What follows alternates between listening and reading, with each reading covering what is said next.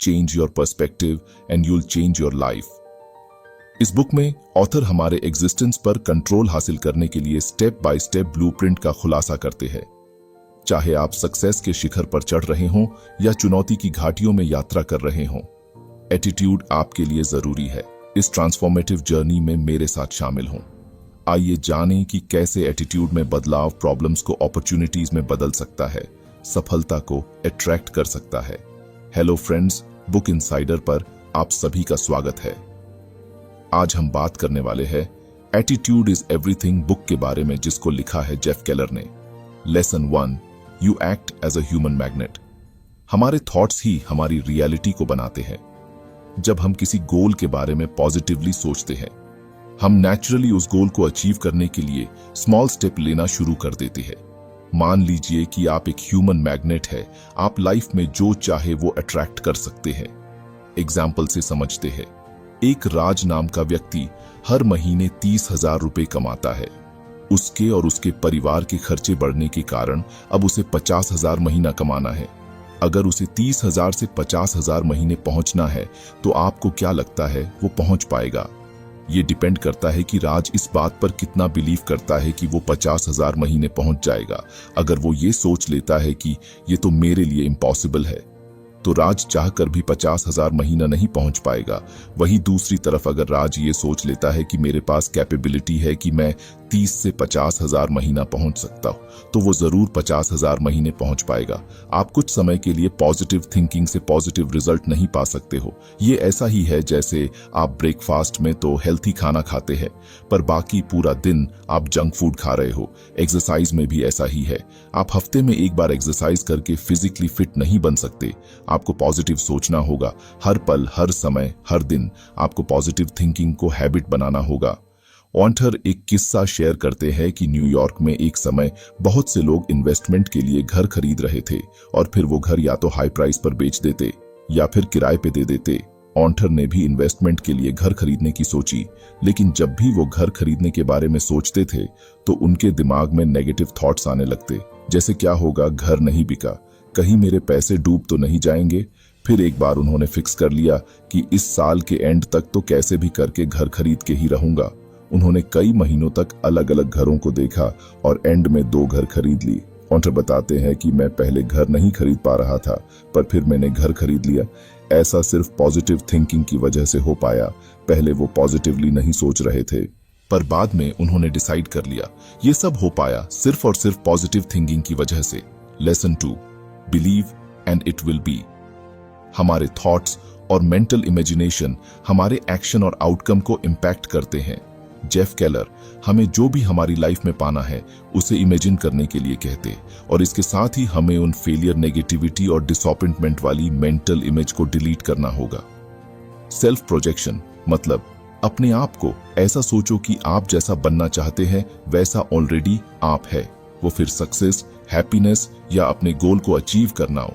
आप जो भी डिजायर आउटकम चाहते हो उनके बारे में सोचो। ऐसे इमोशन को फील करो जो सक्सेस से जुड़े हुए हो। अगर प्रैक्टिकल एप्लीकेशन की बात करें तो आप मॉर्निंग में आप अपने गोल को विजुअलाइज कर सकते हैं। अपने आप को ऐसे सोचे कि आप चैलेंजेस से लड़ रहे हो, अचीवमेंट को सेलिब्रेट कर रहे हो और फुलफिल महसूस कर रहे हो। जब भी कोई नेगेटिव थॉट्स आए अपने आप से कहे मैं कर सकता हूं। जैसे फिजिकली फिट रहने के लिए हमें रेगुलर एक्सरसाइज करनी होती है, वैसे ही मेंटली फिट होने के लिए भी हमें एक्सरसाइज करनी होती है। जो बड़े एथलीट होते हैं वो भी विजुअलाइजेशन टेक्निक का यूज करते हैं। वो रेस शुरू होने से पहले सोचते हैं कि मैं जीतने वाला हूं, मैं फिनिश लाइन को क्रॉस कर रहा हूं, और ऐसा करने से उन्हें बहुत अच्छे रिजल्ट मिलते हैं। आप जब ऐसा करने की सोचेंगे तो आपके अंदर डाउट भी आने लगेंगे, जैसे विजुअलाइजेशन से तो कुछ नहीं होता, इससे क्या ही हो जाएगा। तो बस आपको अपने बिलीफ पर विश्वास रखना है। Lesson 3, commit and it will happen. Commitment success और गोल को अचीव करने का एक इंटीग्रल पार्ट है। इसका मतलब ये नहीं है कि बहुत ज्यादा मेहनत करना और मल्टीपल अटेम्प्ट लेना। इसका मतलब है कि अपने गोल को पाने के लिए कुछ भी करना, किसी भी हद तक जाना, पर बिना इल्लीगल और अनएथिकल काम किए। कमिटमेंट के लिए एक ग्रेट एटीट्यूड होना बहुत जरूरी है, स्पेशली चैलेंजेस के समय। जब आप किसी फेलियर का सामना करते हैं तो आपका एटीट्यूड ही डिसाइड करता है कि आप उससे डर जाएंगे या आगे बढ़कर उसका सामना करेंगे। ऑथर हमें ऑर्डिनरी से परे जाने के लिए तैयार रहने के लिए इनकरेज करते हैं। कमिटमेंट का अर्थ है लिमिट्स को पार करना, अनकन्वेंशनल रास्ते तलाशना और नॉर्मेलिटी से समझौता करने से इनकार करना। प्रैक्टिकल एप्लीकेशन की बात करें तो अपने गोल को डिफाइन करें, आप क्या अचीव करना चाहते हैं। अपने गोल को स्पेसिफिक बनाएं और कमिटेड रहे। याद रखें कि कमिटमेंट का मतलब एथिक्स से समझौता करना नहीं है। अपने गोल्स का पीछा करते हुए अपनी वैल्यूज के लिए सच्चे बने रहें। अगर हम एग्जाम्पल देखें, इलेक्ट्रिक लाइट बल्ब का आविष्कार करने के लिए एडिसन की कमिटमेंट डेडिकेशन का एग्जाम्पल है।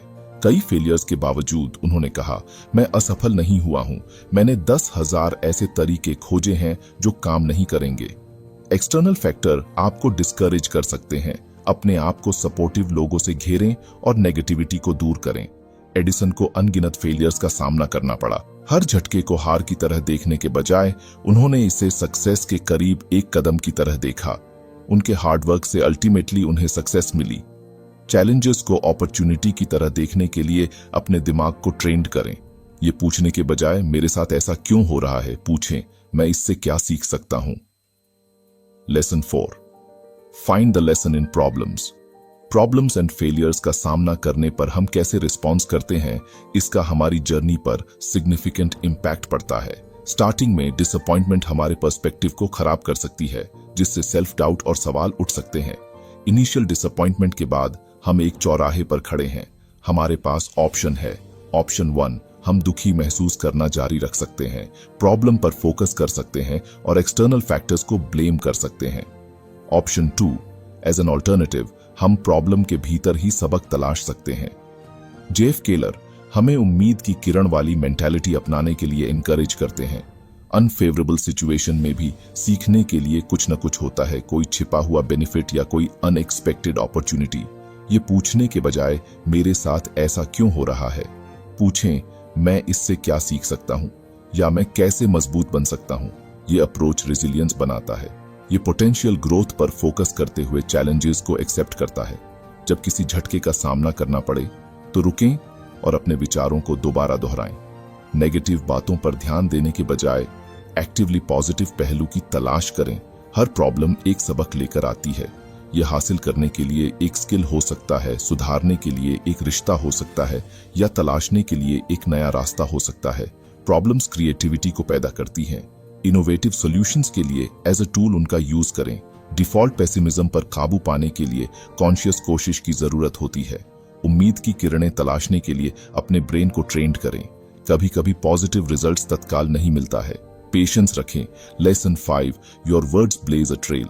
आपके शब्द आपकी लाइफ में बहुत ज्यादा इफेक्ट डालते हैं। शायद आप अभी शब्दों की ताकत से अनजान हैं। ऑथर एक कहानी शेयर करते हैं। राहुल नाम का एक व्यक्ति हर पल अपने दोस्त, साथ में काम करने वाले से हर वक्त सिर्फ यही कहता रहता था कि मैं सेल्स में अच्छा नहीं हूं।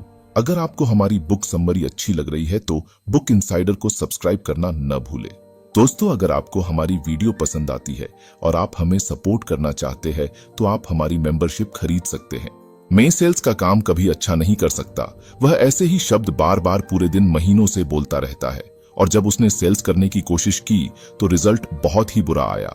तो वो और ज्यादा ये बिलीव करने लग गया कि मैं सच में इसके लिए नहीं बना हूं या मैं ये तो बिल्कुल नहीं कर सकता, और फिर उसके सेल्स के रिजल्ट और बद से बदतर हो गए। यहाँ ऑथर हमें समझा रहे हैं कि आप जैसा बोलते हैं, आप जैसा सोचते हैं, आपके काम भी धीरे धीरे वैसे ही होने लगते हैं। अगर राहुल ये सोचता कि कोई बात नहीं, मैं सेल्स को सीखूंगा, मैं सेल्स में अच्छा हो जाऊंगा, तो शायद वो कोशिश करता और अच्छे रिजल्ट ला पाता। लेकिन उसने सभी को बोलकर अपने ब्रेन में ये बात बिठा ली थी कि मैं तो कभी अच्छा सेल्समैन बन ही नहीं सकता। तो उसके सबकॉन्शियस ब्रेन ने भी धीरे धीरे ये एक्सेप्ट करना शुरू कर दिया कि सेल्स तो अब होगा ही नहीं।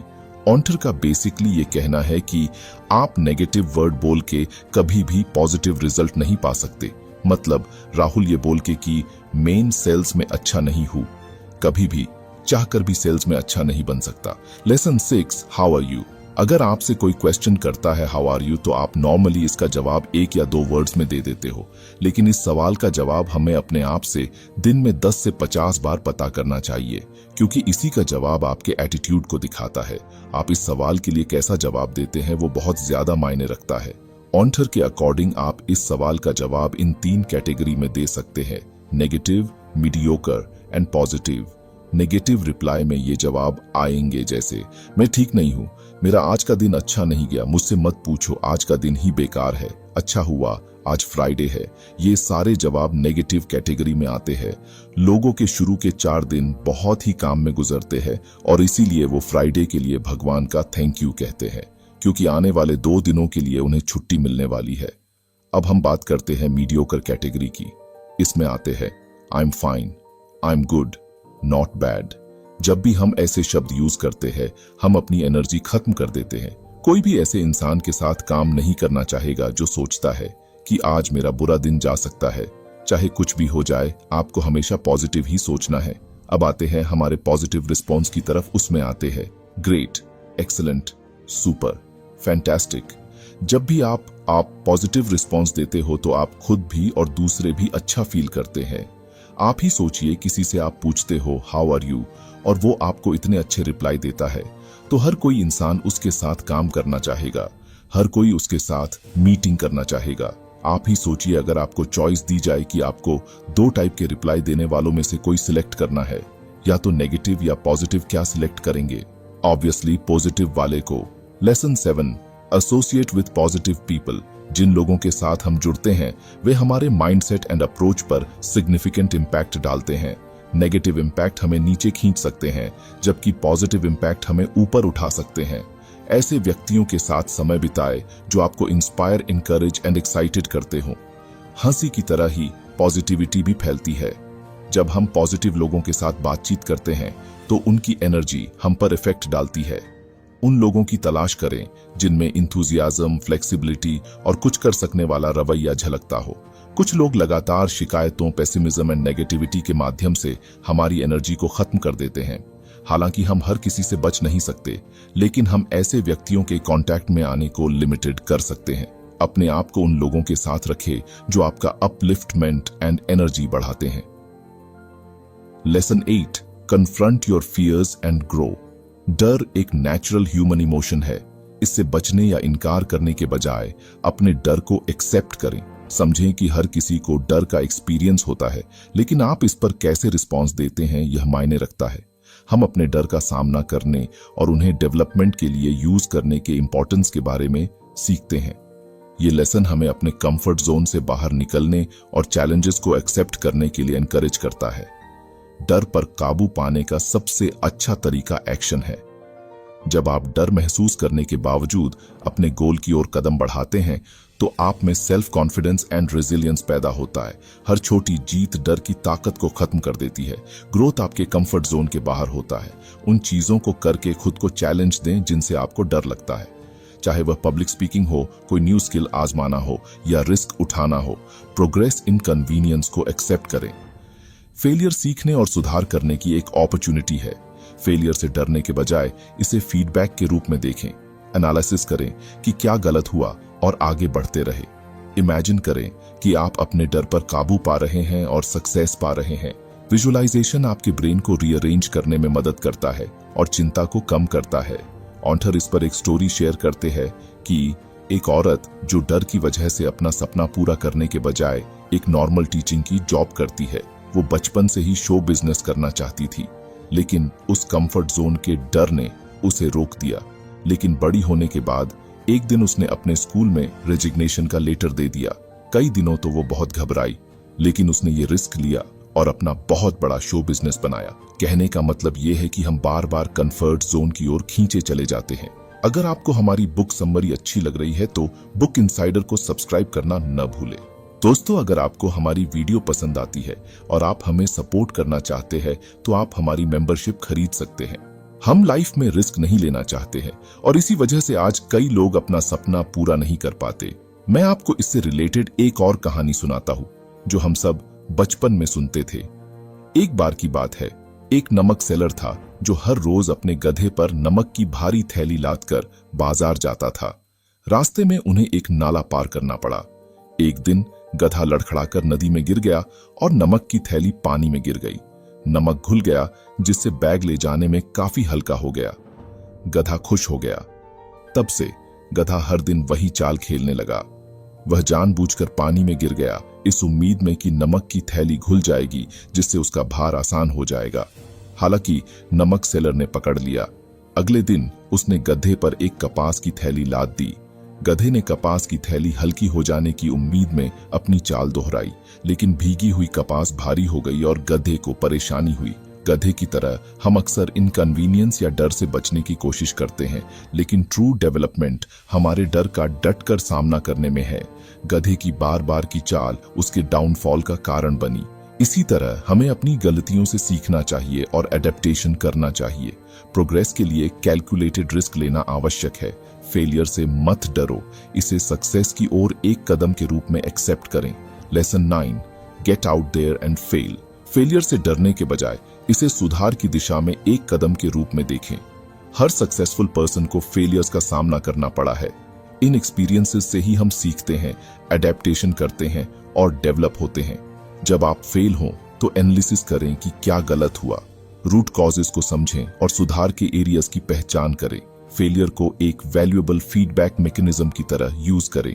याद रखें कि सबसे स्किल्ड पर्सन्स को भी अपनी यात्रा के दौरान फेलियर्स का सामना करना पड़ा है। फेलियर का डर अक्सर हमें रिस्क लेने से रोकता है, हालांकि ग्रोथ के लिए कैलकुलेटेड रिस्क जरूरी है। अपने कंफर्ट जोन से बाहर निकलने, नई चीजों को आजमाने के लिए तैयार रहें और एक्सेप्ट करें कि हर कोशिश से इमीडिएट सक्सेस नहीं मिलेगी। सक्सेसफुल पीपल फेलियर्स के बावजूद लगातार अपने गोल का पीछा करते हैं। वे फेलियर को अपने ऊपर हावी नहीं होने देते, इसके बजाय वे सीखते हैं, वेल एडजस्ट होते हैं और आगे बढ़ते रहते हैं। रेजिलियंस एंड डिटर्मिनेशन डेवलप करें। सिर्फ रिजल्ट्स का नहीं, कोशिश का जश्न मनाएं। रिजल्ट की परवाह किए बिना अपने कोशिश को एक्सेप्ट करें। कभी कभी अपना बेस्ट देने के बावजूद फेलियर मिलती है। कोशिश करने, सीखने और बढ़ने के साहस का जश्न मनाएं। फेलियर को पर्सनल अटैक्स के बजाय एज अ रिएक्शन लें। अपना अप्रोच वेल एडजस्ट करें, अपनी स्ट्रेटजीज को रिफाइंड करें और आगे बढ़ते रहें।